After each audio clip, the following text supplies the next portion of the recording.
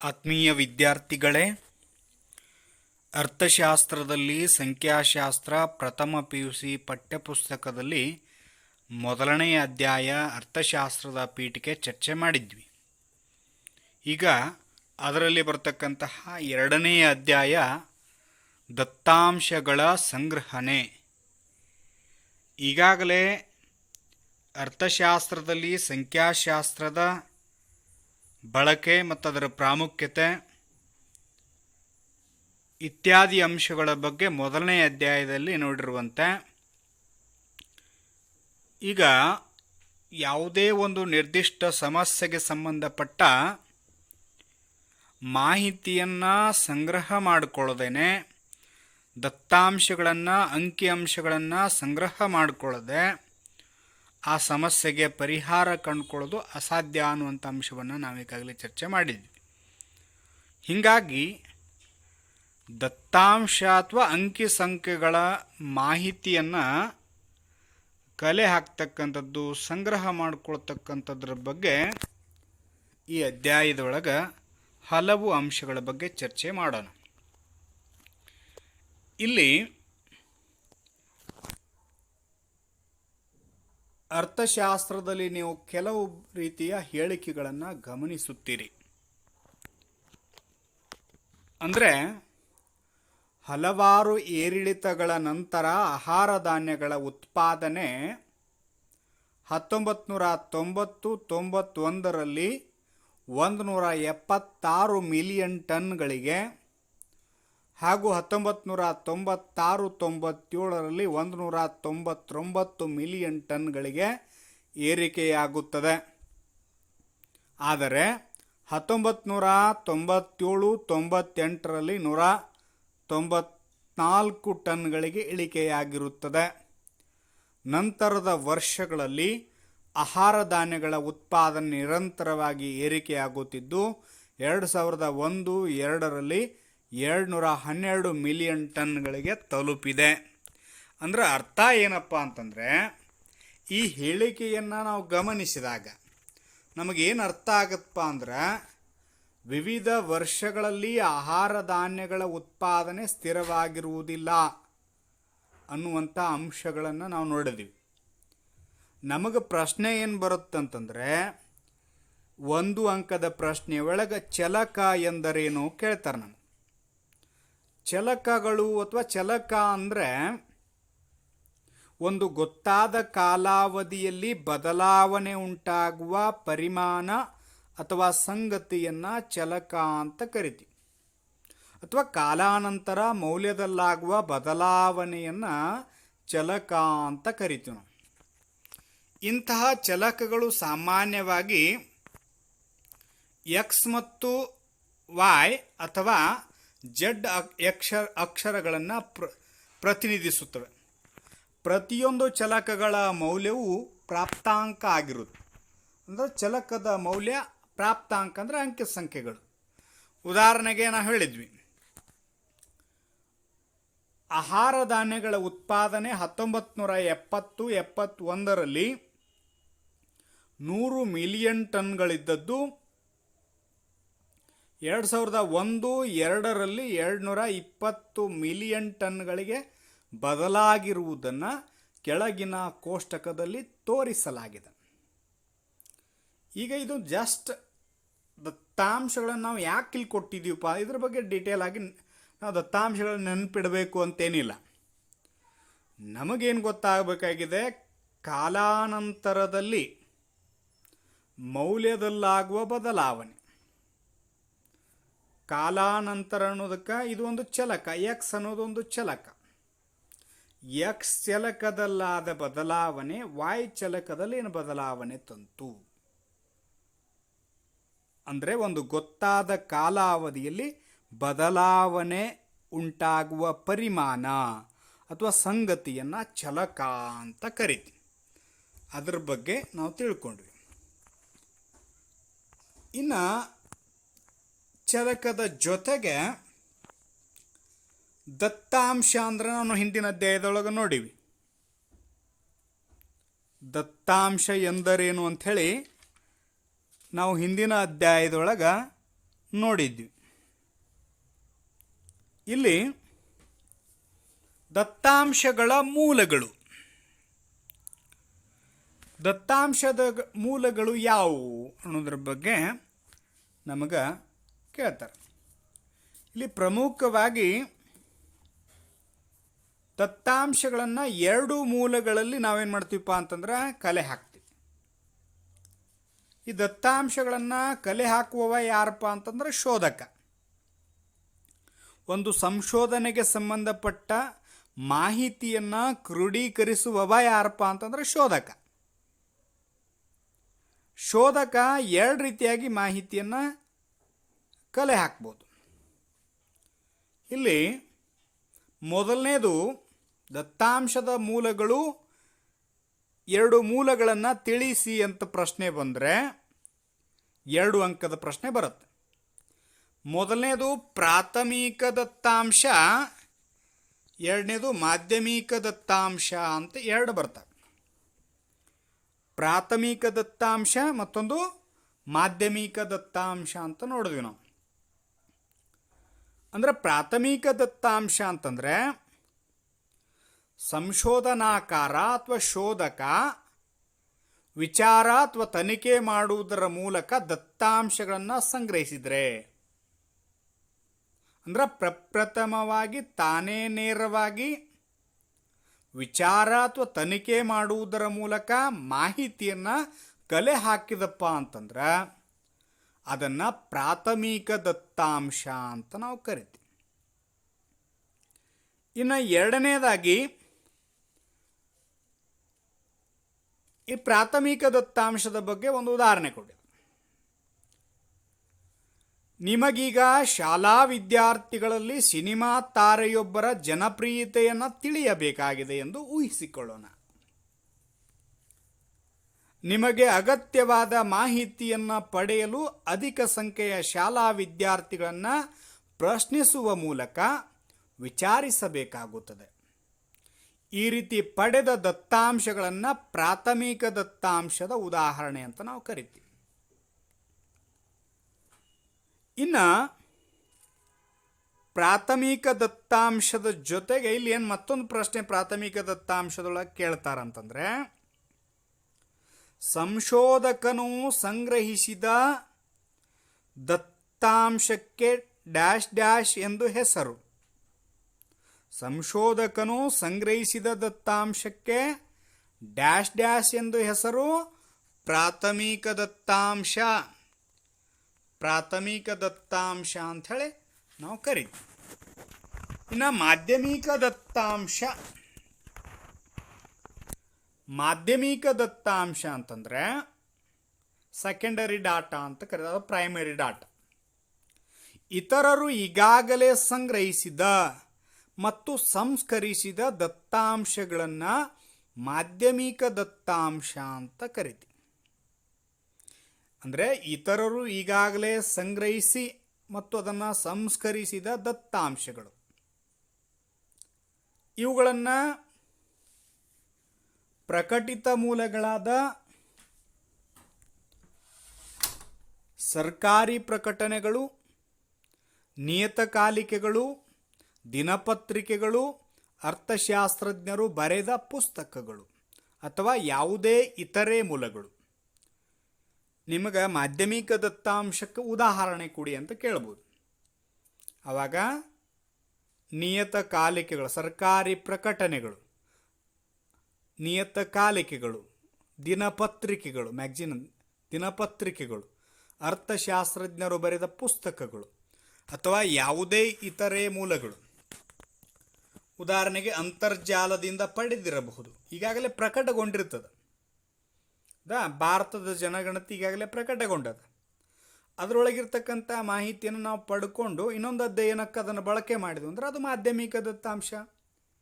ನೇರವಾಗಿ ನಾವೇ ಖುದ್ದಾಗಿ ಮಾಹಿತಿಯನ್ನು ಕಲೆ ಹಾಕಿ ಅದನ್ನು ಪ್ರಕಟಿಸಿರಲಿಲ್ಲ ಅಂತಂದ್ರೆ ಅದು ಪ್ರಾಥಮಿಕ ದತ್ತಾಂಶ. ಈಗಾಗಲೇ ಒಬ್ಬರು ಸಂಗ್ರಹಿಸಿ ಸಂಸ್ಕರಿಸಿರ್ತಕ್ಕಂಥ ದತ್ತಾಂಶಗಳನ್ನು ಇನ್ನೊಂದು ಸಂಶೋಧನೆಗೆ ನಾವು ಬಳಕೆ ಮಾಡಿಕೊಂಡಿವಪ್ಪ ಅಂತಂದ್ರೆ ಅದನ್ನು ಮಾಧ್ಯಮಿಕ ದತ್ತಾಂಶ ಅಂಥೇಳಿ ಕರೆದ್ವಿ.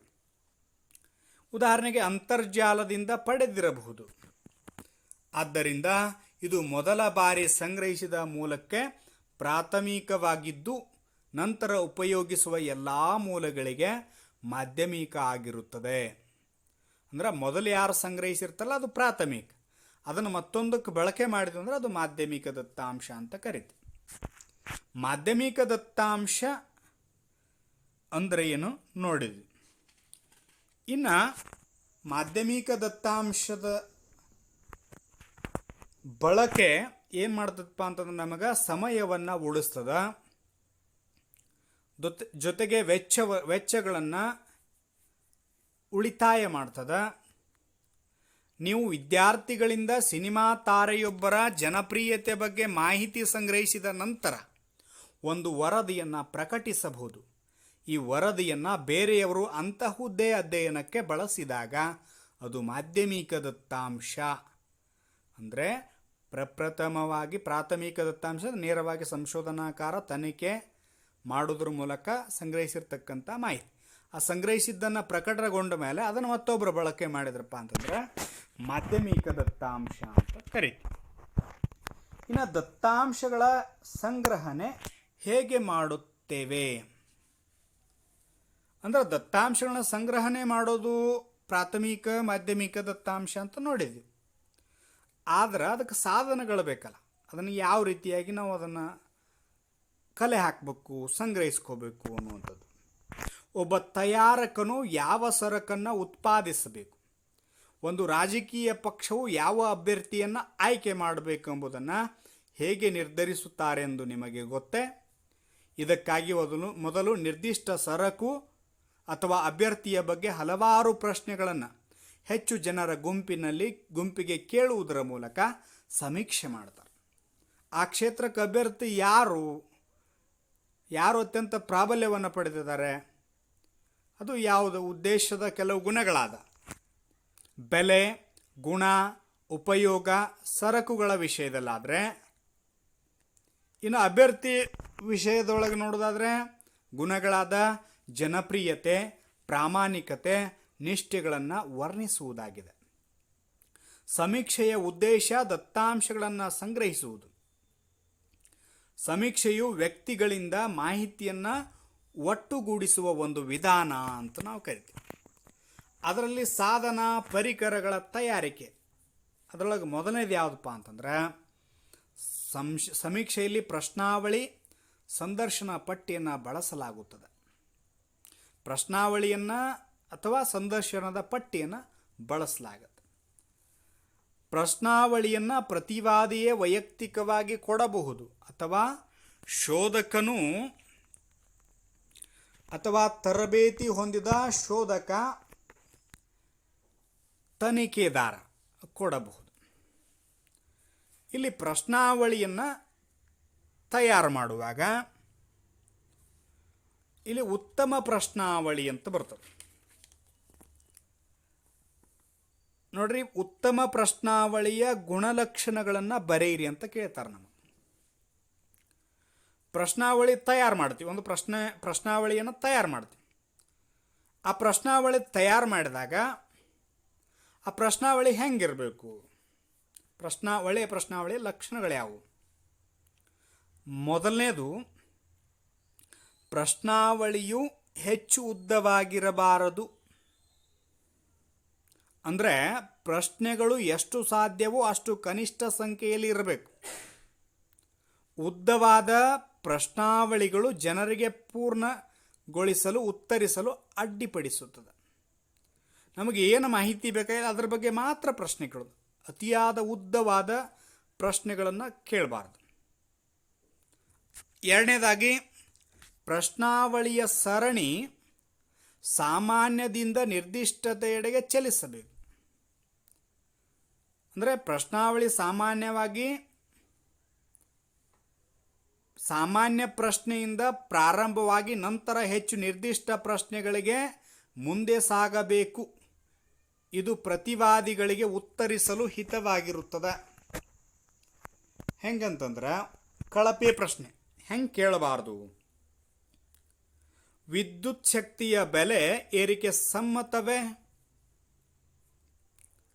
ಮೊದಲು ಬೆಲೆ ಏರಿಕೆ ಸಮ್ಮತವೇ ಅಂತ ಕೇಳ್ರೆ ಆವಾಗ ಅದು ತಪ್ಪು ಅನ್ನಿಸ್ತದೆ. ನಿಮ್ಮ ಪ್ರದೇಶದಲ್ಲಿ ವಿದ್ಯುತ್ನ ಪೂರೈಕೆ ವ್ಯವಸ್ಥಿತವಾಗಿದೆಯೇ? ಈ ರೀತಿ ಕೇಳಿದ್ರೆ ಇದು ಕಳಪೆ ಗುಣಮಟ್ಟದ ಪ್ರಶ್ನಾವಳಿ.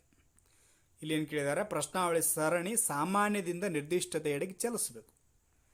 ಉತ್ತಮ ಪ್ರಶ್ನಾವಳಿ ಹೆಂಗಿರ್ತದೆ? ಮೊದಲು ಏನು ಕೇಳಬೇಕು, ಪ್ರಶ್ನಾವಳಿ ತಯಾರು ಮಾಡಾಗ ಅನುಸರಿಸ್ತಕ್ಕಂಥ ವಿಧಾನಗಳಿವು. ನಿಮ್ಮ ಪ್ರದೇಶದಲ್ಲಿ ವಿದ್ಯುತ್ನ ಪೂರೈಕೆ ಸಮ್ಮತವೇ? ಅವರು ಸಮ್ಮತ, ಸರಿಯಾಗಿ ಬರ್ತಾ ಇದೆ, ಯಾವುದೇ ರೀತಿ ತೊಂದರೆ ಇಲ್ಲ ಅಂತಂದಾಗ ವಿದ್ಯುತ್ ಶಕ್ತಿಯ ಬೆಲೆ ಏರಿಕೆ ನ್ಯಾಯವಾದುದೇ ಅಂಥೇಳಿ ಕೇಳಬೇಕು. ಇದು ಉತ್ತಮ ಪ್ರಶ್ನಾವಳಿ. ಇನ್ನು ಮೂರನೇದು, ಪ್ರಶ್ನೆಗಳು ಖಚಿತವಾಗಿ ಮತ್ತು ಸ್ಪಷ್ಟವಾಗಿರಬೇಕು. ಅಂದರೆ ಪ್ರಶ್ನೆ ಖಚಿತವಾಗಿರಬೇಕು ಮತ್ತು ಸ್ಪಷ್ಟವಾಗಿರಬೇಕು. ಕಳಪೆ ಪ್ರಶ್ನೆ ಅಂದರೆ ಹೆಂಗಿರ್ತದೆ? ನೀವು ಅಂದವಾಗಿ ಕಾಣಲು ನಿಮ್ಮ ಆದಾಯದ ಶೇಕಡ ಎಷ್ಟು ಹಣವನ್ನು ಉಡುಪುಗಳಿಗಾಗಿ ಖರ್ಚು ಮಾಡುತ್ತೀರಾ? ಈ ರೀತಿ ಕೇಳಿದರೆ ಇದು ಕಳಪೆ ಪ್ರಶ್ನೆ. ಉತ್ತಮ ಪ್ರಶ್ನೆ ಹೆಂಗಿರ್ತದೆ? ನಿಮ್ಮ ಆದಾಯದ ಶೇಕಡ ಎಷ್ಟು ಹಣವನ್ನು ಉಡುಪುಗಳಿಗಾಗಿ ಖರ್ಚು ಮಾಡುತ್ತೀರಾ? ಅಂದವಾಗಿ ಕಾಣಲು ಅಂತಂದರೆ ತಪ್ಪಾಗ್ತದೆ. ಅದಕ್ಕೆ ನಿಮ್ಮ ಆದಾಯದ ಶೇಕಡ ಎಷ್ಟು ಹಣವನ್ನು ಉಡುಪುಗಳಿಗಾಗಿ ಖರ್ಚು ಮಾಡುತ್ತೀರಾ ಅಂತ ಕೇಳಿದರೆ ಅದು ಪ್ರಶ್ನೆಗಳು ಖಚಿತ ಮತ್ತು ಸ್ಪಷ್ಟವಾಗಿ ನಮಗೆ ಗೊತ್ತಾಗ್ತದೆ. ಇನ್ನು ಪ್ರಶ್ನಾವಳಿಯ ಮತ್ತೊಂದು ಲಕ್ಷಣ ಏನಂತಂದ್ರೆ, ಪ್ರಶ್ನೆಗಳು ಅಸ್ಪಷ್ಟವಾಗಿರಬಾರದು. ಪ್ರತಿವಾದಿಗಳು ಅವುಗಳನ್ನು ಶೀಘ್ರವಾಗಿ, ಸರಿಯಾಗಿ ಮತ್ತು ಸ್ಪಷ್ಟವಾಗಿ ಉತ್ತರಿಸುವಂತಿರಬೇಕು. ಹೆಂಗ? ನೀವು ಒಂದು ತಿಂಗಳಿನಲ್ಲಿ ಹೆಚ್ಚು ಹಣವನ್ನು ಪುಸ್ತಕಗಳಿಗಾಗಿ ಖರ್ಚು ಮಾಡುತ್ತೀರಾ? ಹೆಚ್ಚು ಹಣ ನಾವು ಹೇಳೋದು, ತಿಂಗಳಿನಲ್ಲಿ ಹೆಚ್ಚು ಹಣವನ್ನು ಪುಸ್ತಕಗಳಾಗಿ ಖರ್ಚು ಮಾಡುತ್ತೀರಾ ಅಂತಂದ್ರೆ ತಪ್ಪಾಗ. ಅದ್ರ ಬದಲಿ ಪ್ರಶ್ನೆ ಹೆಂಗಿರ್ಬೇಕಪ್ಪ ಅಂತಂದ್ರೆ, ನೀವು ಒಂದು ತಿಂಗಳಿನಲ್ಲಿ ಎಷ್ಟು ಹಣವನ್ನು ಪುಸ್ತಕಗಳಿಗಾಗಿ ಖರ್ಚು ಮಾಡುತ್ತೀರಾ? ಒಂದನೇದು ರು 200ಕ್ಕಿಂತ ಕಡಿಮೆ, ರು 200ರಿಂದ 300ರ ನಡುವೆ, ರು 300ರಿಂದ 400ರ ನಡುವೆ, ರು 400ಕ್ಕಿಂತ ಹೆಚ್ಚು ಅಂಥೇಳಿ ನಾವು ಬರಿತೀವಿ. ಇನ್ನು ಮತ್ತೊಂದು ಲಕ್ಷಣ, ಪ್ರಶ್ನೆಗಳಲ್ಲಿ 2 ನಿಷೇಧಗಳನ್ನು ಬಳಸಬಾರದು. ಹಾಗಲ್ಲವೇ, ಮಾಡುವುದಿಲ್ಲವೇ, ಇವುಗಳನ್ನು ಬಳಸಬಾರದು. ಧೂಮಪಾನವನ್ನು ನಿಷೇಧಿಸಬೇಕೆಂದು ನೀವು ಯೋಚಿಸುವುದಿಲ್ಲವೇ? ಹಿಂಗೆ ಕೇಳಬಾರ್ದು. ಉತ್ತಮ ಪ್ರಶ್ನೆಗಳು ಹೆಂಗಿರ್ತದ? ಧೂಮಪಾನವನ್ನು ನಿಷೇಧಿಸಬೇಕೆಂದು ನೀವು ಯೋಚಿಸುವಿರಾ? ನಾವು ಅಲ್ಲಿ ಬಳಸಿದ್ರೆ ಏನಾಗ್ತದ? ನಿಷೇಧಿಸಬೇಕೆಂದು ನೀವು ಯೋಚಿಸುವುದಿಲ್ಲವೇ? ಯೋಚಿಸ್ತೀನಿ ರತ್ತ ನಾವು. ಧೂಮಪಾನವನ್ನು ನಿಷೇಧಿಸಬೇಕೆಂದು ನೀವು ಯೋಚಿಸುವಿರಾ ಅಂತ ಕೇಳಿದರೆ ಅವಂಗೆ ಸರಿಯಾದ ಉತ್ತರವನ್ನು ಕೊಡ್ತಾನೆ. ಪ್ರಶ್ನೆಗಳು ಪ್ರತಿವಾದಿಯು ಹೇಗೆ ಉತ್ತರಿಸಬೇಕೆಂಬುದರ ಬಗ್ಗೆ ಸುಳಿವು ನೀಡುವಂತಹ ಮಾರ್ಗದರ್ಶಕವಾಗಿರಬಾರದು. ಅಂದ್ರೆ ಉತ್ತರ ಹೆಂಗೆ ಹೇಳಬೇಕು ಅನ್ನೋದು ಅವ್ರಿಗೆ ಮೊದಲ ತಿಳಿಸಬಾರ್ದು. ಹೆಂಗಪ್ಪ ಅಂದರೆ, ಉತ್ತಮ ಗುಣಮಟ್ಟವುಳ್ಳ ಚಹಾದ ಪರಿಮಳ ನಿಮಗೆ ಹೇಗೆ ಅನಿಸುತ್ತದೆ? ಅಲ್ಲಿ ಉತ್ತಮ ಅಂತ ಹೇಳ್ಯಾರ, ಮತ್ತು ಉತ್ತಮ ಗುಣಮಟ್ಟದ ಪರಿಮಳ, ಗುಣಮಟ್ಟವುಳ್ಳ ಚಹಾದ ಪರಿಮಳ ನಿಮಗೆ ಉತ್ತಮ ಗುಣಮಟ್ಟದ ಅಂತ ಕೇಳಿ ಉತ್ತಮ ಇರ್ತದೆ. ಅದು ಉತ್ತರವನ್ನು ಸೂಚಿಸಿದಂಗೆ ಆಗ್ತದೆ. ಅದಕ್ಕೆ ಹೆಂಗೆ ಕೇಳ್ಬೇಕು ಪ್ರಶ್ನೆ? ಈ ಚಹಾದ ಪರಿಮಳವು ನಿಮಗೆ ಹೇಗೆ ಅನಿಸುತ್ತದೆ? ಈ ರೀತಿ ಕೇಳಿದರೆ ಅದು ಸರಿಯಾದ ಉತ್ತಮ ಪ್ರಶ್ನೆ ಅಂತ ಅನಿಸ್ಕೊಳ್ತದೆ. ಇನ್ನು ಪ್ರಶ್ನೆಗಳು ಪರ್ಯಾಯ ಉತ್ತರಗಳನ್ನು ಸೂಚಿಸಬಾರದು. ಅಂದರೆ ಒಂದೇ ಹಲವು ಉತ್ತರಗಳನ್ನು ಸೂಚಿಸಬಾರ್ದು. ಹೆಂಗಪ್ಪ ಅಂತಂದ್ರೆ ಹೆಂಗಿರಬಾರ್ದು? ವಿದ್ಯಾಭ್ಯಾಸದ ನಂತರ ನೀವು ನೌಕರಿ ಮಾಡುವಿರಾ ಅಥವಾ ಗೃಹಿಣಿಯಾಗಲು ಇಚ್ಛಿಸುವಿರಾ? ಅಂದರೆ ಪರ್ಯಾಯ ನೌಕರಿ ಮಾಡ್ತೀರಾ ಅಥವಾ ಗೃಹಿಣಿ ಹಿಂಗಿರಬಾರ್ದು. ಪ್ರಶ್ನೆ ಹೆಂಗಿರಬೇಕು? ಸಾಧ್ಯವಾದರೆ, ಉತ್ತಮ ಪ್ರಶ್ನೆ, ಸಾಧ್ಯವಾದರೆ ನೀವು ನೌಕರಿ ಮಾಡಲು ಇಚ್ಛಿಸುವಿರಾ ಅಂಥೇಳಿ ಕೇಳಬೇಕು. ಇನ್ನು ಪ್ರಶ್ನಾವಳಿಯು ಮುಚ್ಚಿದ ಎಲೆಯ ಅಥವಾ ರಚನಾತ್ಮಕ ಪ್ರಶ್ನೆಗಳನ್ನು ಅಥವಾ ತೆರೆದೆಲೆಯ ಪ್ರಶ್ನೆಗಳನ್ನು ಹೊಂದಿರಬಹುದು. ಪ್ರಶ್ನಾವಳಿ ಎರಡು ರೀತಿ ಹೊಂದಿರ್ತೀವಿ, ಮುಚ್ಚಿದ ಎಲೆಯ ಮತ್ತು ತೆರೆದೆಲೆಯ ಅಂತ ಬರ್ತದೆ. ಮುಚ್ಚಿದ ಎಲೆಯ ಪ್ರಶ್ನೆಗಳು ದ್ವಿಮಾರ್ಗ ಪ್ರಶ್ನೆಗಳು ಅಥವಾ ಬಹು ಆಯ್ಕೆಯ ಪ್ರಶ್ನೆಗಳಾಗಿರುತ್ತವೆ. ಪ್ರಶ್ನೆಗಳಲ್ಲಿ ಹೌದು ಅಥವಾ ಇಲ್ಲ ಎಂಬ ಎರಡು ಸಾಧ್ಯ ಉತ್ತರಗಳನ್ನು ಮಾತ್ರ ಇದ್ದರೆ ಇವುಗಳನ್ನು ದ್ವಿಮಾರ್ಗ ಪ್ರಶ್ನೆಗಳು ಅಂತ ಕರೀತೀವಿ.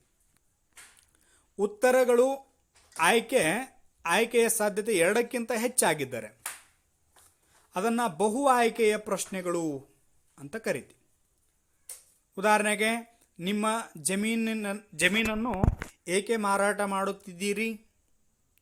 ಸಾಲವನ್ನು, ಆಪ್ಷನ್ ಎ, ಸಾಲವನ್ನು ಹಿಂತಿರುಗಿಸಲು ಸಲುವಾಗಿ, ಮಕ್ಕಳ ವಿದ್ಯಾಭ್ಯಾಸಕ್ಕೆ ಹಣಕಾಸನ್ನು ಒದಗಿಸುವ ಸಲುವಾಗಿ, ಪರ್ಯಾಯ ಆಸ್ತಿ ಹೂಡಿಕೆ ಮಾಡುವ ಸಲುವಾಗಿ, ಇತರೆ ನಿರ್ದಿಷ್ಟ ಯಾವುದಾದ್ರೂ ಒಂದು ನಾವು ಬರೀತೀವಿ. ಇನ್ನು ತೆರೆದೆಲೆಯ ಪ್ರಶ್ನೆಗಳಂದರೆ ಹೌದು ಅಥವಾ ಇಲ್ಲ ಉತ್ತರ ಕೊಡ್ತದೆ, ಅಥವಾ 4 ಆಪ್ಷನ್ ಕೊಟ್ಟು ಅದರೊಳಗೆ ಯಾವುದಾದ್ರೂ ಆಯ್ಕೆ ಮಾಡಲಿಕ್ಕೆ ಅವಕಾಶ ಕೊಡ್ತದೆ. ಇನ್ನು ಮುಚ್ಚಿದ ಎಲೆಯ ರಚನಾತ್ಮಕ ಪ್ರಶ್ನೆಗಳನ್ನು ಬಳಸಲಿಕ್ಕೆ ಲೆಕ್ಕಾಚಾರ ಮಾಡಲು, ಕ್ರೋಢೀಕರಿಸಿ ವಿಶ್ಲೇಷಿಸಲು ಸುಲಭವಾಗಿರುತ್ತೆ. ಪ್ರತಿವಾದಿಯು ಕೊಟ್ಟಿರುವ ಆಯ್ಕೆಯಲ್ಲಿ ಆರಿಸಬಹುದು. ಬಹು ಆಯ್ಕೆಯ ಉತ್ತರಗಳು ಸ್ಪಷ್ಟವಾಗಿದ್ದರೂ ಎರಡು ಬದಿಯ ಸಮಸ್ಯೆಗಳನ್ನು ಸೂಚಿಸುವಂತಿರಬೇಕು.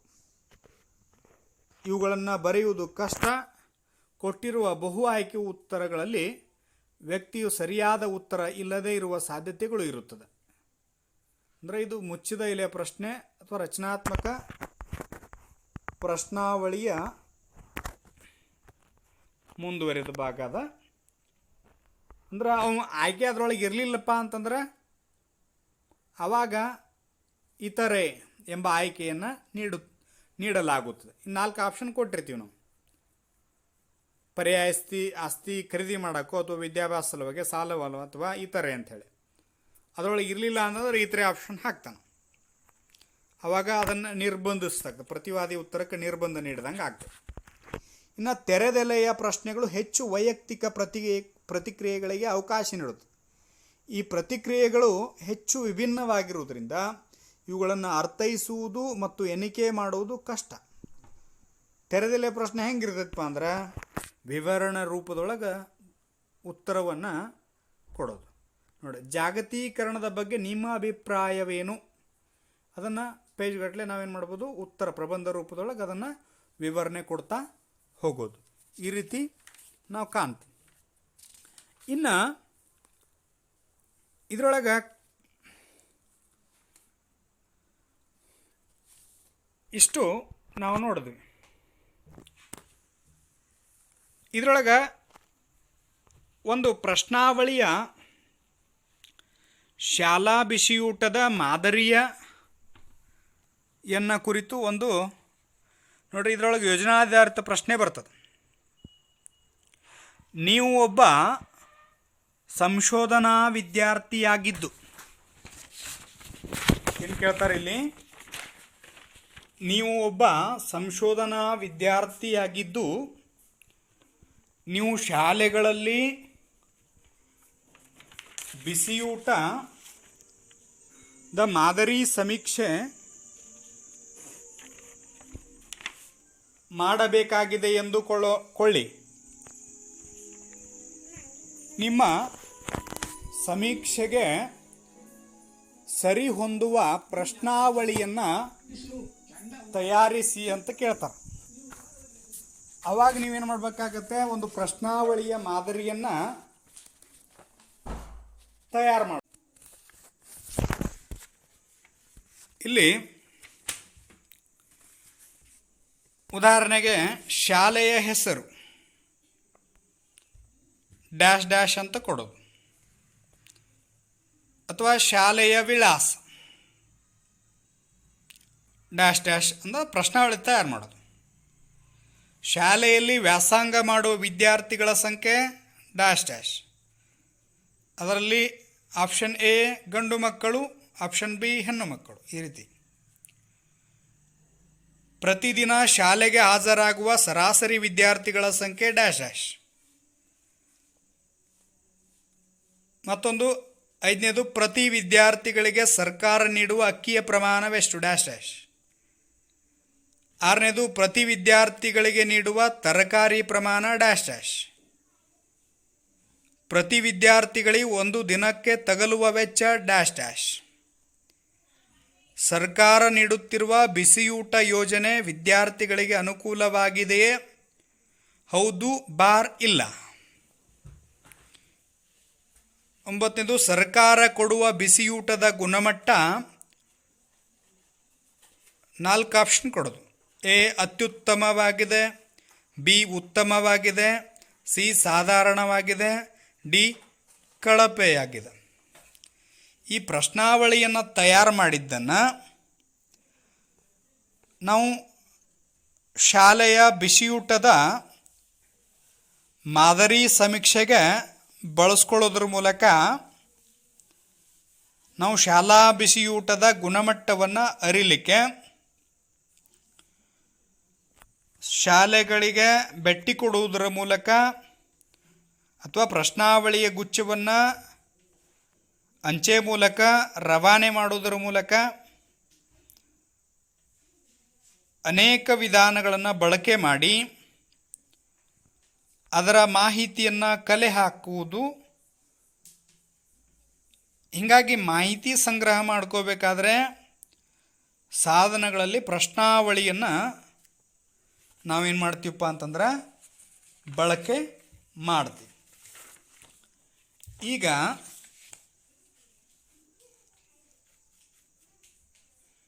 ನಿಮಗೆ ಕೇಳಿದಂಗೆ ಸಂಶೋಧಕನು ಸಂಗ್ರಹಿಸಿದ ದತ್ತಾಂಶಕ್ಕೆ ಪ್ರಶ್ನಾವಳಿಯಲ್ಲಿ ನೋಡೋಣ.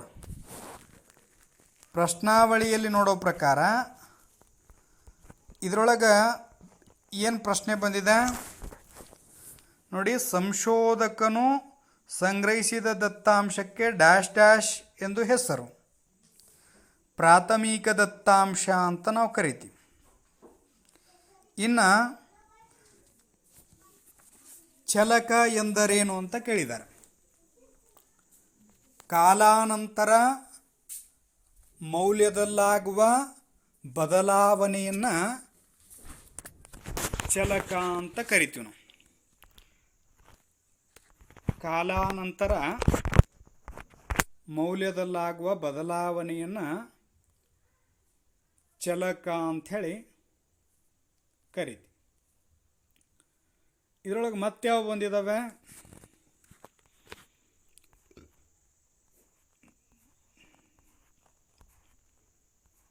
ಇನ್ನು ದತ್ತಾಂಶಗಳ 2 ಮೂಲಗಳನ್ನು ತಿಳಿಸಿ ಅಂತ ಕೇಳಿದ್ದಾರೆ.